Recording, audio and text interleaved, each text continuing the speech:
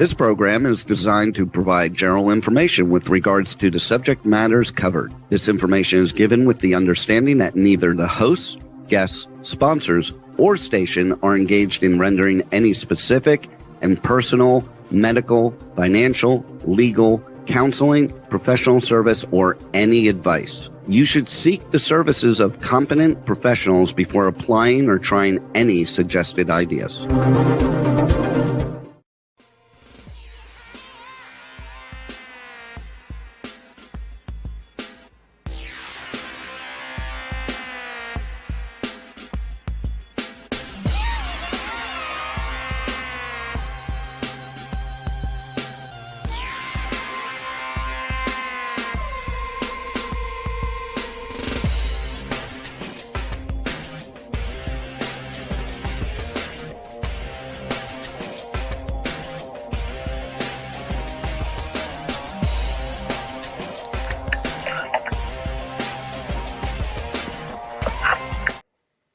Hey there, it's Brian Sebastian. Movie reviews and more, live worldwide, Talk4 Media, K4HD, radio and podcasting, and streaming on Worldwide TV Network, WomenOnTV.tv, and iTube 247 out of Franklin, Tennessee. So, as usual, I've been waiting for this show, part 2 of Edie Hand, and the reason for that is because we had technology problems last week. Who is not going through technology problems? We have solar flares. We have all kinds of things happening. People are busy. We don't get a chance to test things here and there. But with this is exciting because anytime I can talk to my Southern mom, I'm happy. So this is a Southern show too. From Alabama, from Tennessee. We got to start up Howard Wiggins, former interior designer, world clashes to say. Also an author, which he never talks about. We got to talk about that more, Howard. But also a funny guy and dancer and all-around cool, suave Mr. Howard Wiggins from Nashville, Tennessee. And then, live from around Alabama, and I always think about this. Edie, I have this thing where I always saw me sitting on your porch with your rocking chair and you telling me stories about the South, how you grew up and things like that. She's that author, she's that entrepreneur, she's that woman of true grit, which is her book, which is actually officially out today. She's been doing all kinds of round robins on TV, radio, podcastings around the country.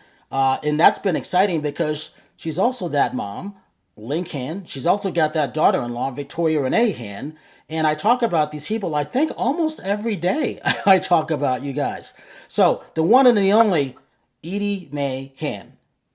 Well, hey guys, it's a pleasure to be with you two gentlemen, and you are gentlemen. So and I'm excited that today like I said, I've launched off early this morning with our ABC affiliate here in Birmingham, Alabama, with our former First Lady of Alabama that is in the book, Patsy Riley, to talk about what we're starting to do around the South first, and then certainly we're going to be doing some things all around the country and with Canada.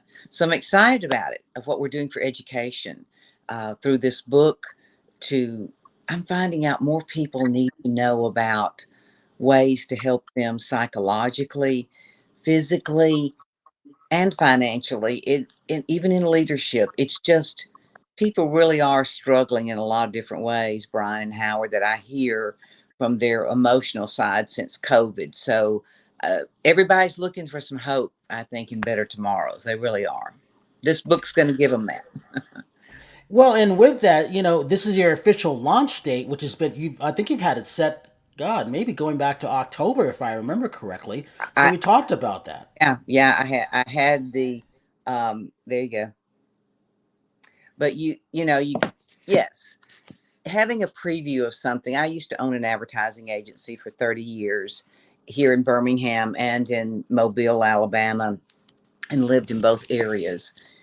It is important for people to know what you're doing, and I am sharing the voices of so many women, not just in this book that is over 60 plus women's stories, but through the Women in Film and Television of Nashville, the Real Lumiere magazine, which I'm excited. I certainly am honored to be on the cover this month, but to share my story for them to understand why I can interview and get these stories of heart moving ones, because these women from all over the country and Canada have issues in life, and they want to share how they have had their life lessons better because of tools they've been mentored by for other people.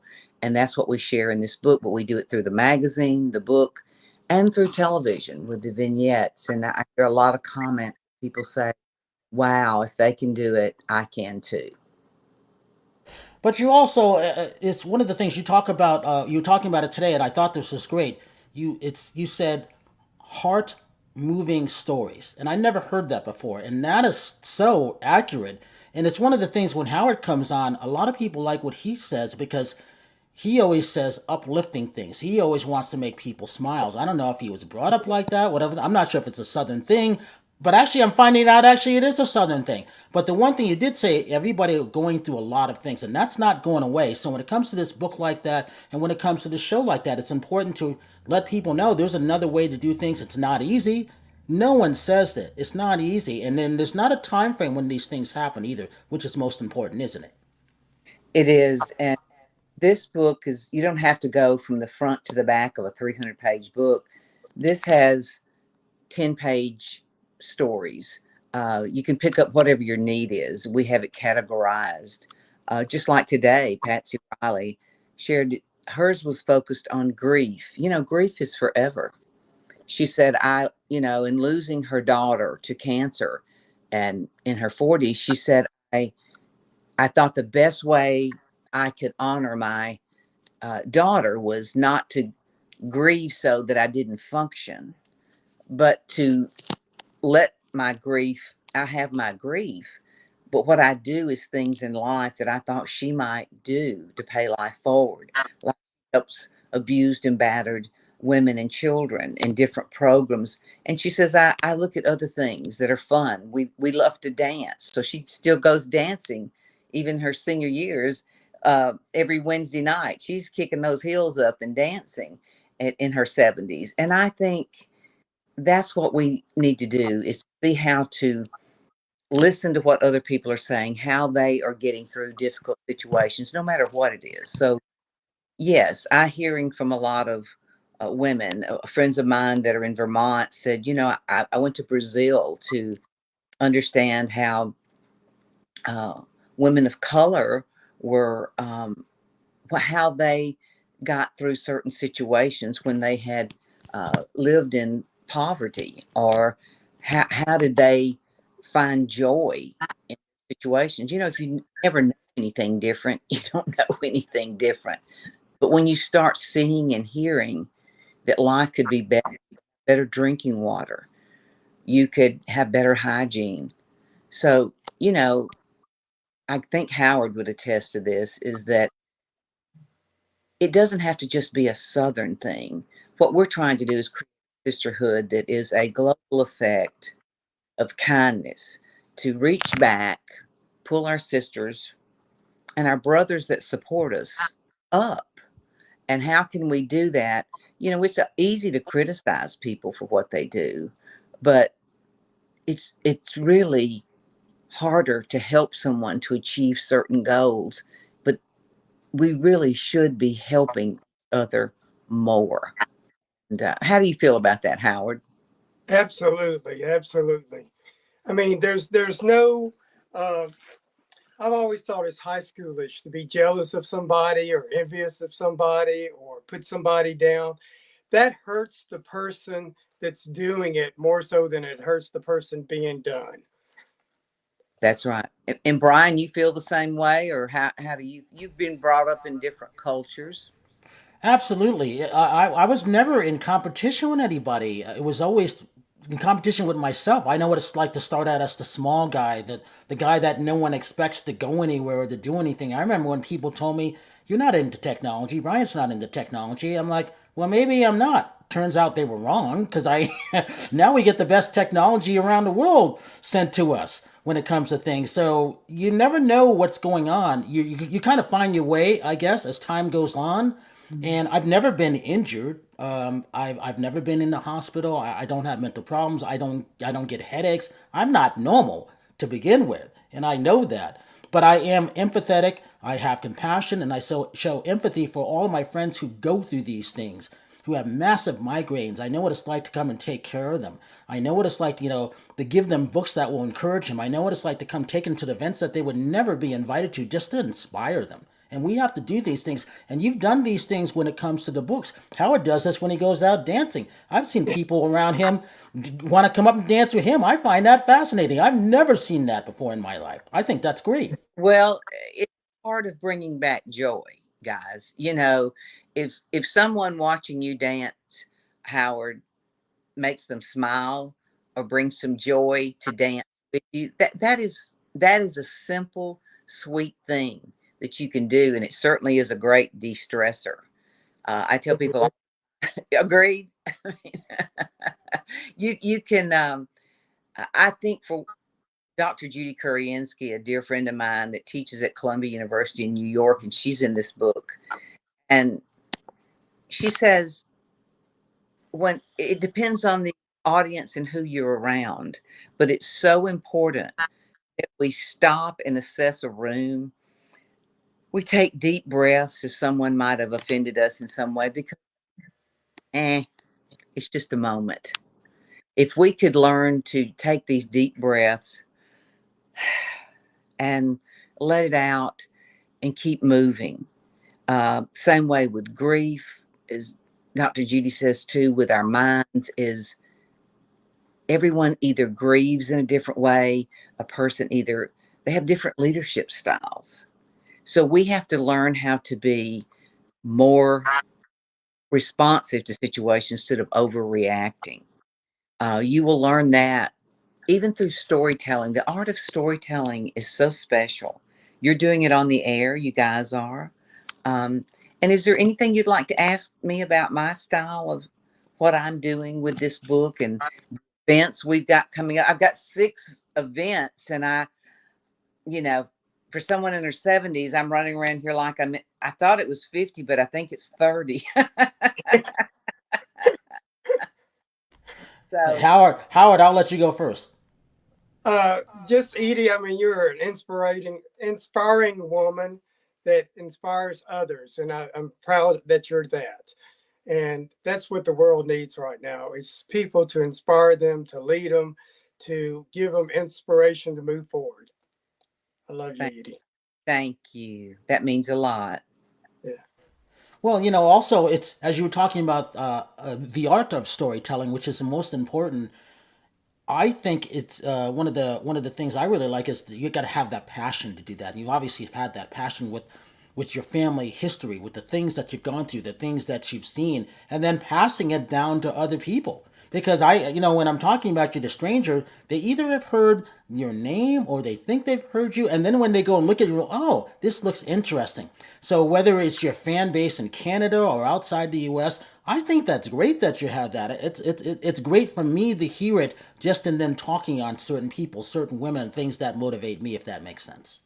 Well, yes, it does, and I think that the greatest gift I have been given was mentored by my grandmother Alice, that she gave me a book when I was a young girl called The Velveteen Rabbit. And when she would read that to me, and she would tell me, if you believe in something long enough, it can become real.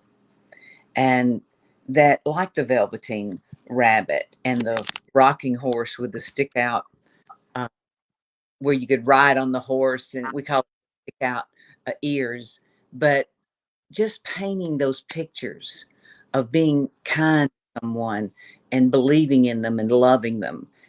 I learned from some very strong women, from my mother, my grandmother, different things you learn from different people.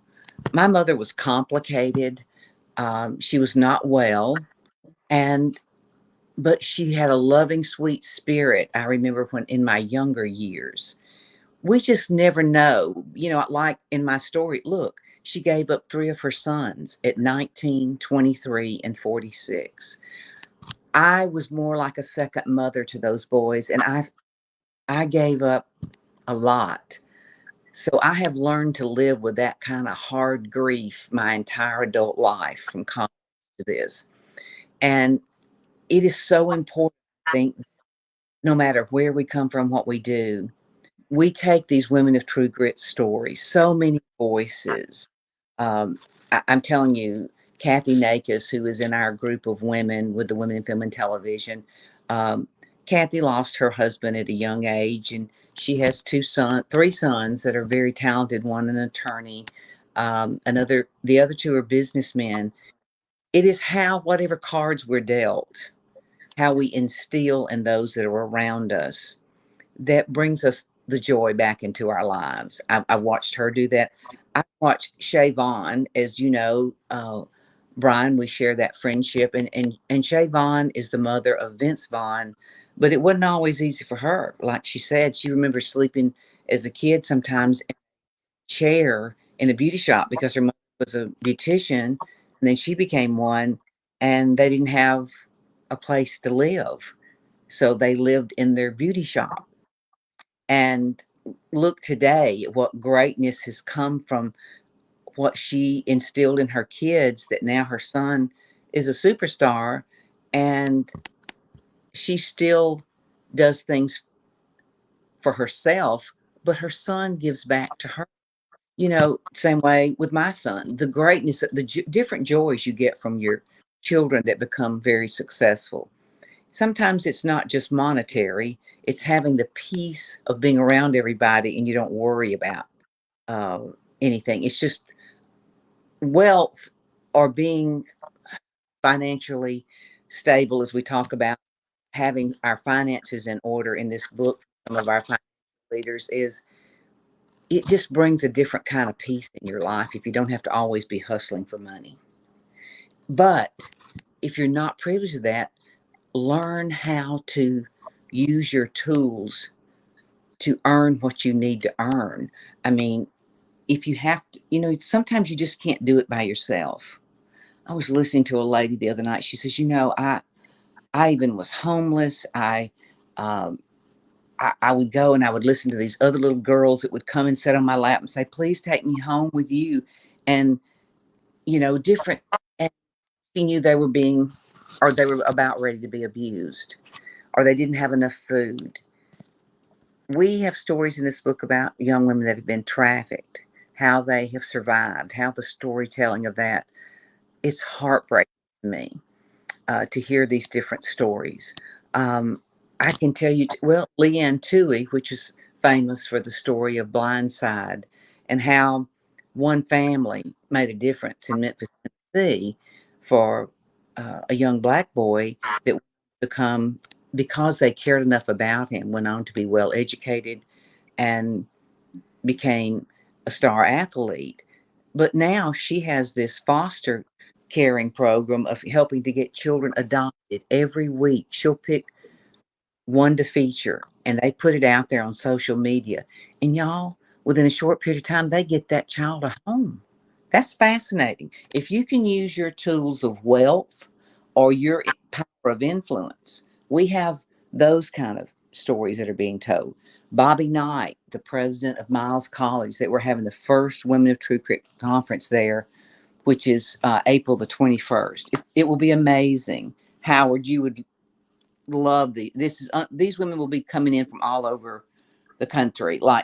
And I'm telling you, the program we've got, and the keynote speaker is one of the NASA women that is the deputy manager of the landing program, which is it's going to be connected to a rocket, so that this will be what the astronaut, the first woman, the first person of color that will go from the rocket into this landing machine that is built so that they could go and walk on the moon. Is that pretty fascinating? It just blows my mind. So she is our keynote speaker, and where the students come free. The money for the people that buy tickets, I think we'll have about 400 seats in their auditorium there on campus at Miles. But that all goes to Miles College for women scholarships. Whether you're a young person that needs to be on campus, or whether you're an older woman that needs to do something online, I think that's pretty amazing that we can create this. And this is what's happening. Like tomorrow, I speak at Bevel College, which is just close to me. I'm not 10 minutes from it. Is that we have the little community here. The mayor bought 50, they got 50 books that they're going to give away to the first 50 students. And this is a county, country kids. It's a big deal. If you get a free book, you come the same way we're feeding the kids at Miles breakfast and lunch. This is what I'm talking about, how these women pay life forward and how I'm able to pay life forward because of corporate sponsorships and people that make a difference. It really is a small village of all of us. We really need it to help make things happen. I see this as really finding legs and arms, the women of True Grit. Anything else you like? I mean, you know me, I can just go on and on, but what would you like to ask me? Anything specific? I know you both don't have, but today, Howard, if you read online, you could get an ebook today. You went to ediehand.com and went to under books. You could just click on the link and you could download it tonight. I think it's maybe $10. But the thing about it is that I see people today are reading more online, you know, and doing that. And we're finding this. But to me, to find this many powerful stories, and like from Oregon, the lady that's coming in April is for the first woman of color to own a winery in the United States. Wow. She also has um, numerous homes that she has, I think it's 10 or 15.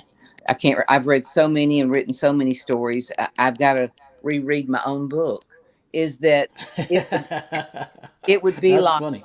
um, because, you know, you have so many things in your mind of different people. You have to refresh yourself. That's another thing of what the conversations were. But the gist of this is she grew up with a sister that was handicapped. So she wanted to make a difference and have nicer places for adults with handicaps to live. So she, you know, that's a pretty amazing woman that's her business as an entrepreneur, but she also, her dream was to always own a winery.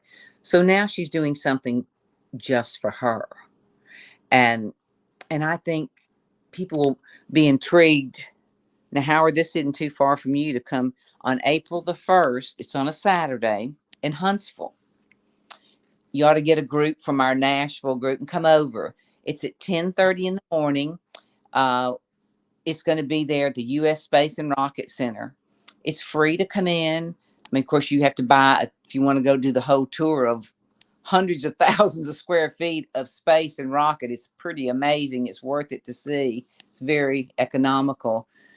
But we'll be in the theater for about 120 seats of kids to adults to all walks. But where are you going to be to have the head of NASA, that's a woman, the head of the U.S. Space and Rocket Center, that's a woman. You're going to have Lakeisha there again, and Dr. Lisa Watson Morgan, to be able to tell stories about how they're going into all about Artemis, the different stages of Artemis, and how they are going not just to the moon, but how they're planning to then go on to Mars and to live. Just blows your mind. And then they hear these young kids ask questions in the audience that are 6th and 7th graders. That old saying of smarter than a 5th grader, trust me, these kids are very smart. And, you know, that's something very special that I'm going to be a part of. And just thinking of putting together programs for space to put wonderful minds together, but yet showcase these women that have all this kind of grit. I can't tell you how humbled I am. This Edie, I was week, going to ask you one thing. yeah. One of the things that I've noticed, I've been seeing a lot more women doing a lot more things. I think that's always been the case, but they never got a lot of credit in the past. I think of I think of when you started your advertising agency. I always wanted to ask you, what do you see now that's going on that may not have been really going on back then? Because I see going back to the basics of still working. It never went away, did it? Well, I started the agency in 1976. I had just been out of college a few years, and it it was a different way of doing business. Certainly wasn't a lot of good old girls out there. I can tell you, it was more a good old boys world. But I was one of the first and certainly the youngest women to ever own an advertising agency in our state. Um, I learned that I had quick wit. I could write great hooks, and I never went to with any man to dinner alone, or tried never to do it at lunch unless it was a group of things. I really tried to have good Southern manners. I always was respectful of other people's situations. Um, and it was built on relationships. That's why today, 40 something years later, I can call these people that are still here, or even their sons or daughters, and they take my calls or they show up.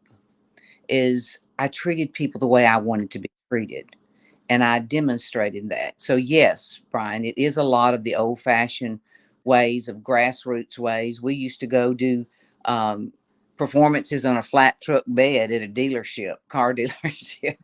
You'd have a country band. Um, People wanted to fellowship and gather.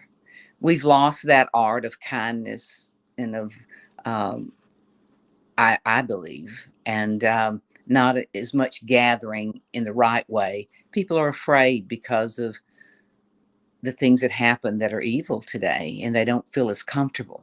And I know I don't. But today, what I'm doing is, I think my niche of helping is through junior colleges, through women's organizations, and the churches. Uh, because when I speak at the church, I use the pearls of hope, but I use scriptures. Um, we we all have different ways of how we get through this life, and if I didn't have faith in mine, I could not make it. If I had not learned how to detach from all my heartbreak, and I became a workaholic. Most men don't like workaholics, women, that is, I'll say. But I do know that respect that I worked hard, and that I could raise a good son.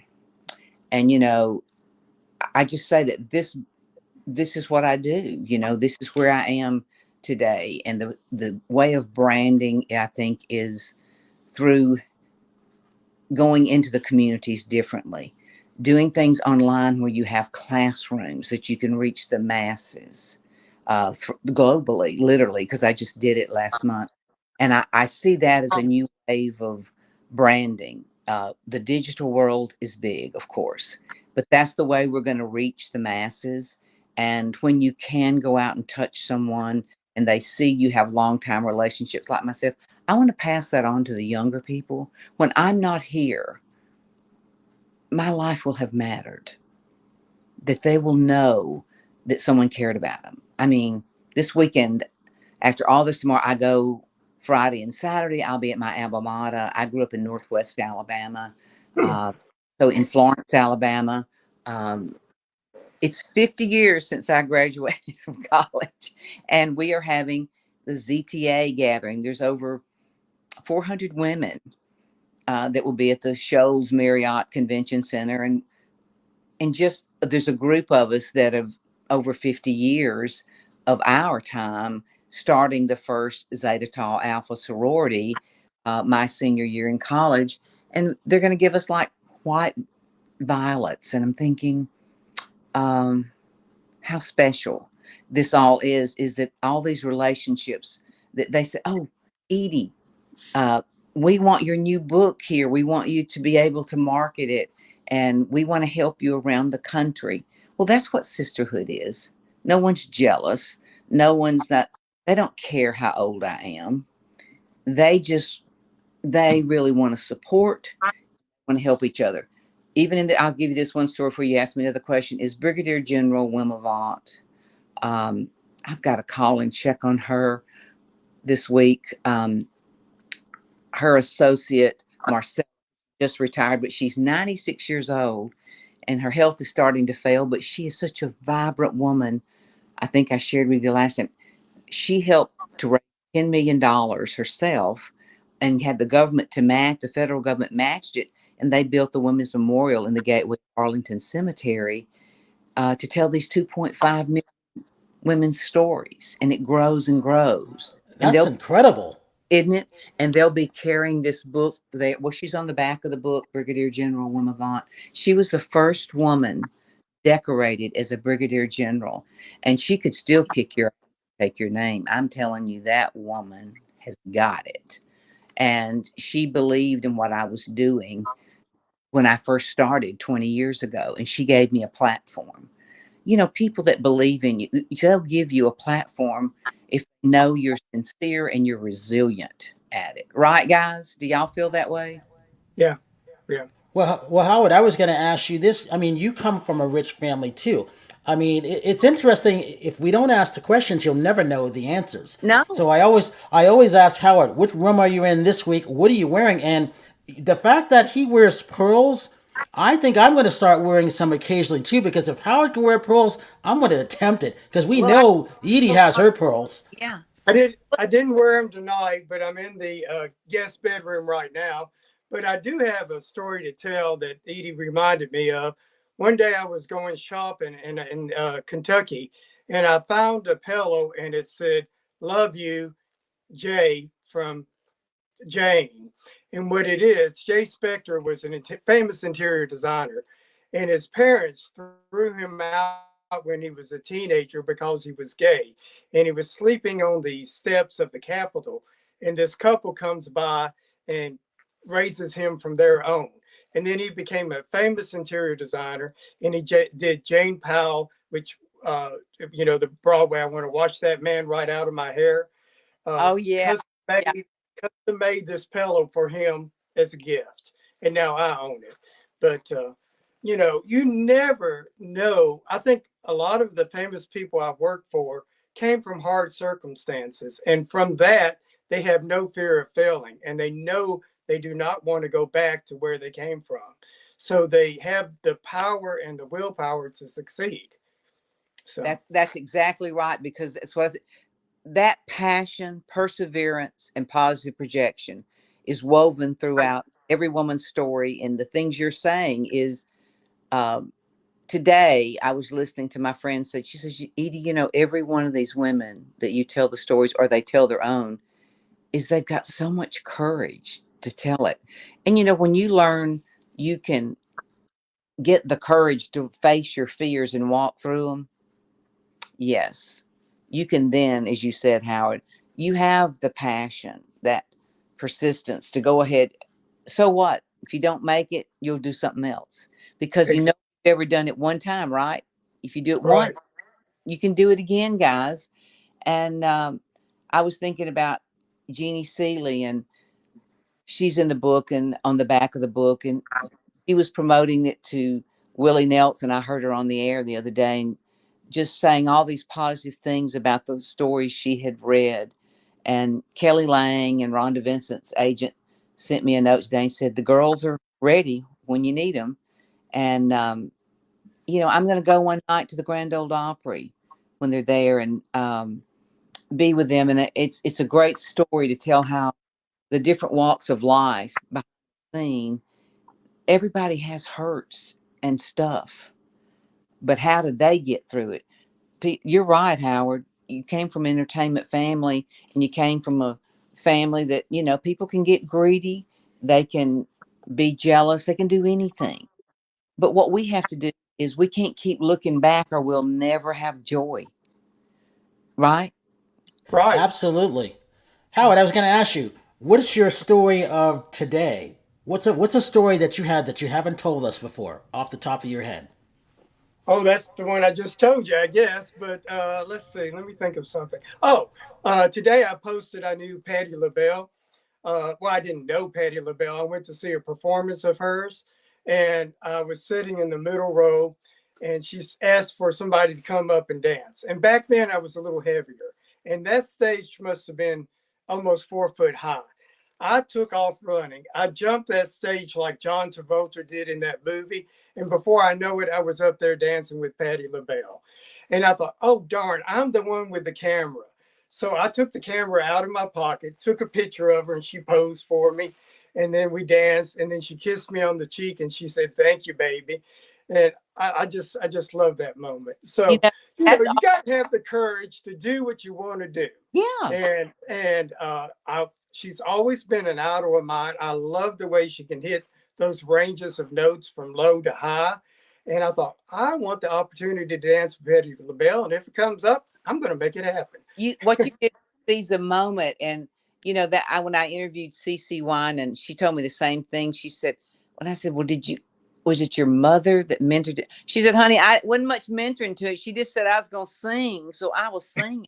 And she said, Yeah. so she certainly has the gift, but if she hadn't seized the moments that her mother saw in her, she wouldn't have had it either. And, I learned that from my personal stories. First time I've ever put it in a book that you'll read in this one, or in that article of this month's issue of The Real Lumiere, is that's what I learned from my brother, Philip, my baby brother, was, and he died at 23, was to seize the moments. He would always say, now, Edith, you've got to do that. If you want to do it now, because, you might not have tomorrow.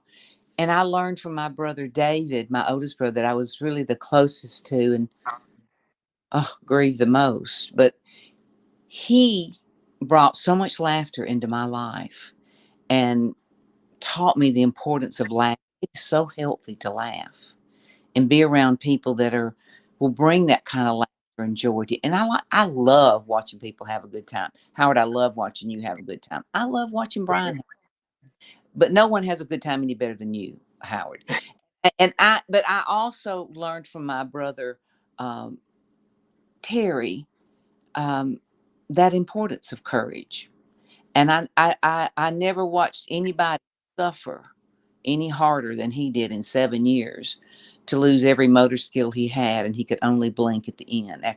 That's hard on a 6'3" good looking man that you see, and we don't understand it.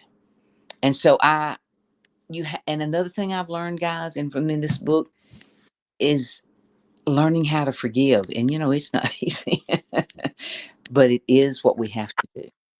No, it's what Howard said earlier. If you don't forgive, I mean, we're only hurting ourselves, and that's hard to understand until someone else tells you it. Yeah. Go ahead. And the other thing I've learned growing older is, and I didn't find this out till I was after 60, a lot of times what you want, all you got to do is ask. And when I was young, I wanted to work at this antique shop, and I always thought they're going to ask me to work there and all that, and they never did. Later in life, I asked the owner, I said, I always wanted to work in your antique shop. He said, all you had to do was ask, and I would have hired you.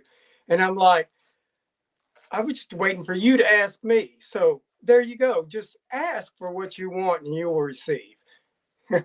I agree with that totally. And look, Brian and I would have never carried on to build a relationship if it hadn't been for understanding heartfelt stories. And I saw something in him, and he was working his way up in a different way. And I watched him go through things. We go through hard things at different seasons of our life. Agreed? Yeah. Absolutely. But you never forget them. No, we don't. And I'm amazed, but then I'm not, that God's given me all this energy to do what I need to do these programs. Because once people think, oh, well, they get a book, they make money, they do this. You don't make a lot of money off the books. I hate to break the news, unless you're an Elvis Presley or an icon that can change the world. You can do well, but what I'm doing this is the voice of the women in my legacy, to leave something behind that I know needs to be done, that it can go on and on and on. Other people can do it. They can keep sharing these stories. People can, another person, they might not do it like you do it, and you have to learn to let it go, but that they can actually do it just as well, but in a different way, Exactly.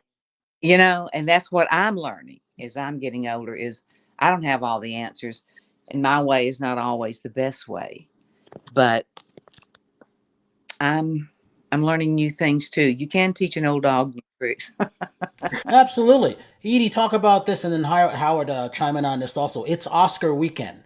So, I, and it's no coincidence that you're on promoting your book and the things that you've learned. Same thing with Howard, with what he's done in the past. Because I find Howard actually fascinating. He just fascinates me. I tell everybody about Howard and what I want to do with him next. But it's also, who would have known an Elvis Presley movie being out for Best Actor, and Austin Butler has done everything. Man, talk about that, Edie. well, I like Lisa Marie and mesmerized by that young man. I'm glad I got to spend a little time with her just a few days before she left this earth.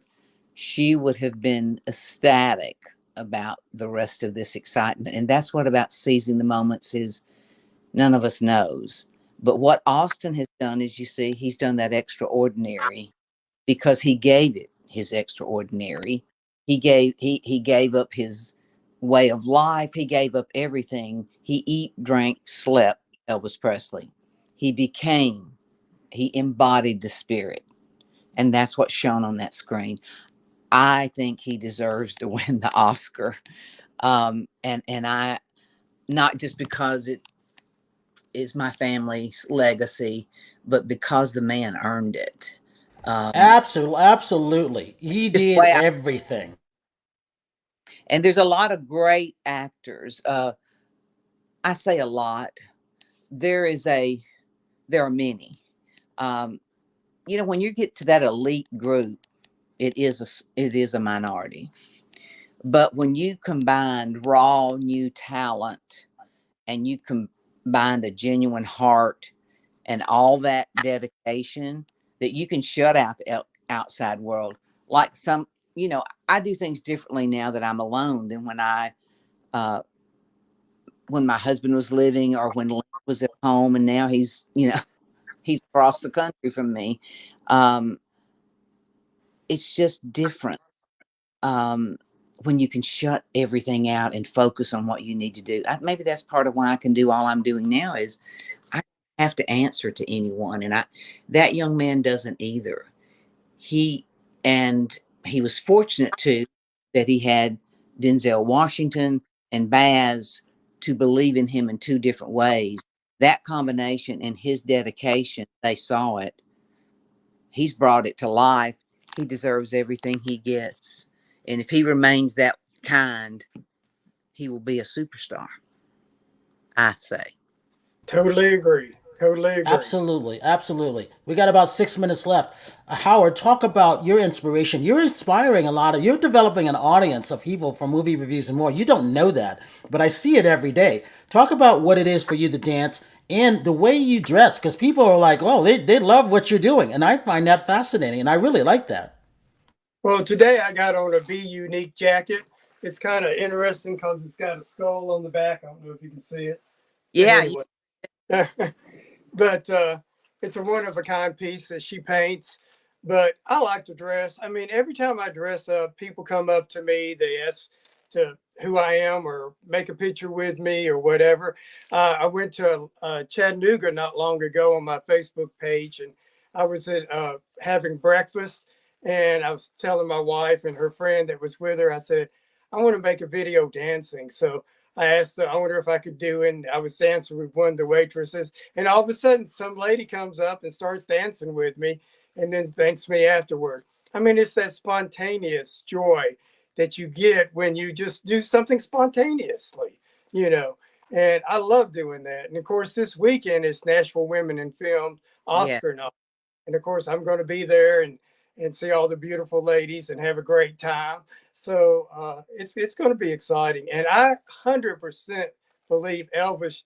I mean, Elvis movies should win everything. I mean, at the end of that movie, I was holding back the tears. It brought so many memories to me, me. and all. It was just he did a fabulous job, just absolutely fabulous. So I'm Well, definitely. Howard, what's a favorite memory of Elvis of you then?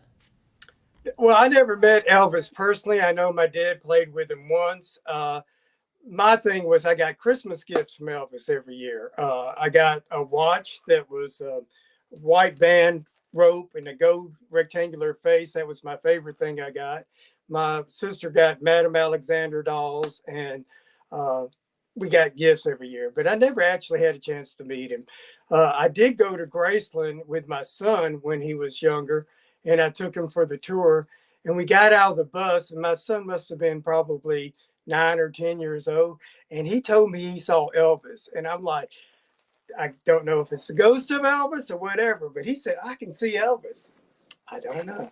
Well, you know, I definitely feel his spirit when I used to go and stay in the Blue Room when my grandmother, I would drive her there, and Minnie Mae had her own room, and Delta was there then because her husband had passed.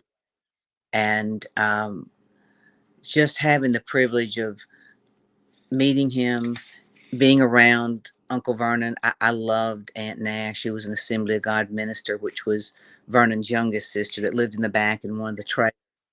But I will never forget that in the late 60s, early 70s. And his world was changing because of going through a divorce and things were different. But I didn't get to know them all the way a lot of the guys did, of course, but I knew the guys. You know, I was friends with um, Jerry Schilling. I still am. And I was friends with Charlie Hodge. And I understood why it would be hard for anyone to uh, live around all of that all the time. But, you know, it's the same as you, the things you love. When you are an artistic person, or you're in the middle of creating, just like I do with the book, I'm not very pleasant probably to be around when I got to focus on preparing for something because I'm really into it.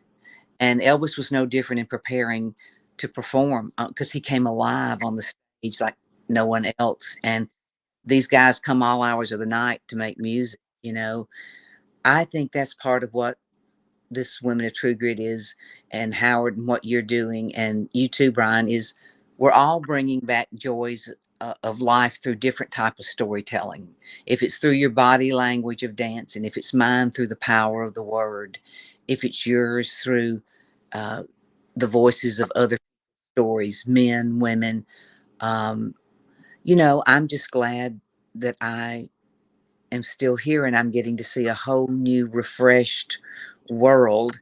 And I'm just really grateful to everybody that allows me the opportunity to continue my passions at this season of life. And I'm so privileged to be a part of wonderful stories like you are, Howard, that, you know, when you stand on the shoulders of giants or you have been connected indirectly, when you really reflect on it, if you look in the mirror and think about it, that's that's an amazing thing to get to do that because there's a small percentage of people that get to touch that.